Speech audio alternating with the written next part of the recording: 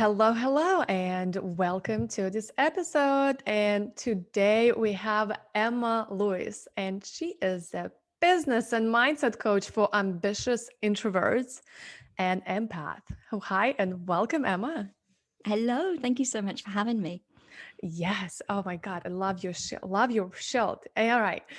And the first question as this podcast goes always is tell us your why. Tell us your story. How did So you my start it? my why came about in quite a strange way because I didn't realize until later on in life, like my mid 30s, that I was an introvert. So once I got into personal development and I took the Myers-Briggs test and I realized that I was really introverted, suddenly everything started to make sense. So I looked back over, the way I'd felt as a child, the way I was as a teenager, the way I felt working in like a really high pressure extroverted job surrounded by people day in, day out. And I was like, oh, no wonder I feel so exhausted. And around this time, I'd been coaching for about 10 years as a side business and I decided to take it online. And I found the online space really exhausting as well. And I couldn't understand this because I was like, I've got all these qualifications, I've got all this experience. This should be really easy to build a business. And it didn't occur to me for quite a few months that it was my introversion that was actually holding me back because I wasn't getting as visible. I didn't have the same energy to go out there and do all the marketing.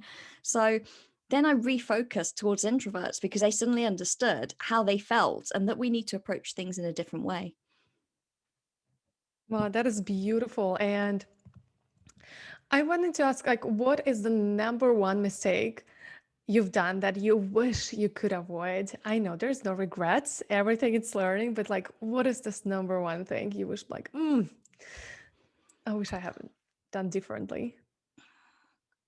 Honestly, I think I would have to say that I wish I would have got out of my comfort zone earlier because there were things, especially with being in the online space and joining social media, because I didn't even use it for personal accounts. So when I bought the business online, I had to open up from scratch. Oh, Yeah, and I was like almost 40 at this point. So this didn't come naturally. I hadn't like just been kicking around online for 20 years.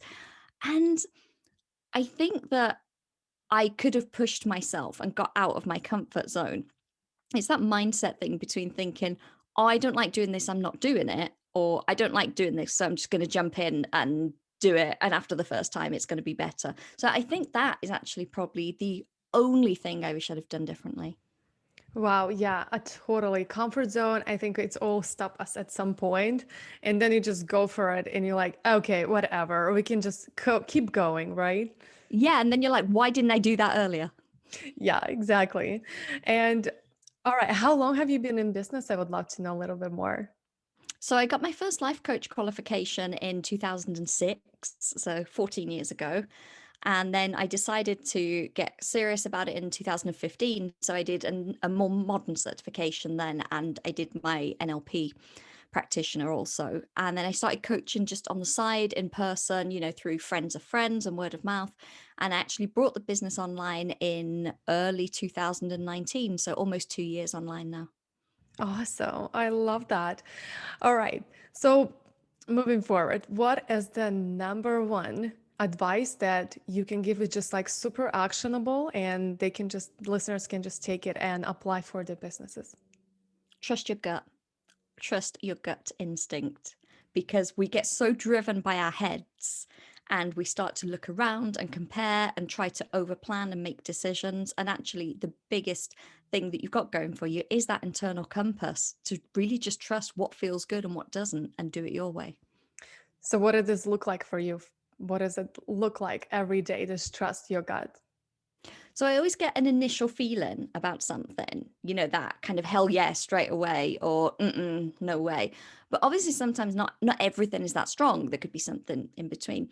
So I will sit with it for a few days because I'm like, oh, I could just be really excited about it. And then when, it sinks in, it's not so good. But I have to really try not to use my head and try not to think about it. I have to try and feel. So I try and push it down. When I start getting into thought patterns, I try and push it down towards my stomach and go, how does it feel? Like, does it feel good in my body? Oh, yes. I always ask myself, does it feel expansive or does it feel Oh, constructive? yeah, Like, that's a great way of putting it. it's like, do I feel it? Like I just like want to open my arms and my soul while I'm thinking about doing something or not? Or it's like, oh no, later, later, later, later. Yeah, and like you said, you did the body language. Then I can say exactly it's that like close where you feel like no, protect me. And I'm doing something. I had an opportunity to do something in Q1 of next year, which is really exciting. And as soon as I read it, it was just like, yeah, I'm in. I almost like didn't need to read all the way to the end because it was that instant hell yeah. And other times I'll get a message for an opportunity, and I'm just like, no. Awesome, awesome. Do you know your human design? Yes, I'm a generator. And what's your authority? My authority is solar plexus, emotional solar Oh, plexus. that's right. So for Yeah. those who don't know, when you have solar plexus authority, and I will totally bring a human design experts. I have amazing friends in that field. They get to wait a little bit, like days, sometimes a day or Yeah. two, when the emotion wave comes out. So it's so important to know your strategy, right, in life. And once you know it, So important. so easy, right? And my All right. waves are quite gentle. So that's another thing with mine is like I don't have these big, high, low peaks and troughs. So I don't have to ride it out as much as some people who may be like, woo, super high and then like down really low. Yeah. Yeah. All right. And the last question is, and let's do that deep. What, finish the sentence. If you knew me, if you really knew me, you will know that. I am never not thinking about something ever. I am always pondering over things, not to the point of overthinking, but I like my mind to be occupied. So whether it's learning something new or looking at different angles or asking questions about things. So I've just got one of those minds that's really, I find it really difficult for it to switch off. It's always, always, always computing. Oh, okay. So what do you do with this? I feel like a Well, lot of people will relate to you, and I would love to know, like, how do you deal with this? What do you so I measure? don't see it as a negative because it's not like an anxiety. I know some people get that when they've got high functioning anxiety and it's like I can't switch off, I can't switch off. I think it's more with me that that's just how I am, that computing things. And like I was an air traffic controller, so I was, you're constantly looking at solutions, you're constantly looking at different angles of things. So I just make the most of it. That's why I'm in coaching, because I can ask really good questions and help people get really clear insights because my brain's already like working over what they've said. And I love to learn. So that's a great thing to do with it. Like I'm always reading, always taking courses, always learning. So that keeps it occupied. Awesome. Love it. Love it. Okay. So, what are you sharing with us today with our audience? Tell us how they can find you, how they can learn more from you, and how they can work with you.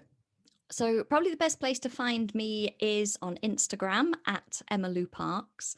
And you can also find me in my Facebook group, the Ambitious Introvert Network, which is completely promo friendly and a real safe space for introverts to share their content, practice getting visible, and make connections with other ambitious introverts. And of course, on my podcast, of which the lovely Viktoriia is a guest, the Ambitious Introvert Podcast. Awesome. All right. Thank you so much, Emma. And we'll see you in the next episode. Thank you. Bye. Thanks so much for listening to this episode. If you love this podcast, please make sure to rate, subscribe, and review it. And of course, you can get in touch with me everywhere online at purposefulwithdoubleLday.com. And I can't wait to see you next time. Kisses!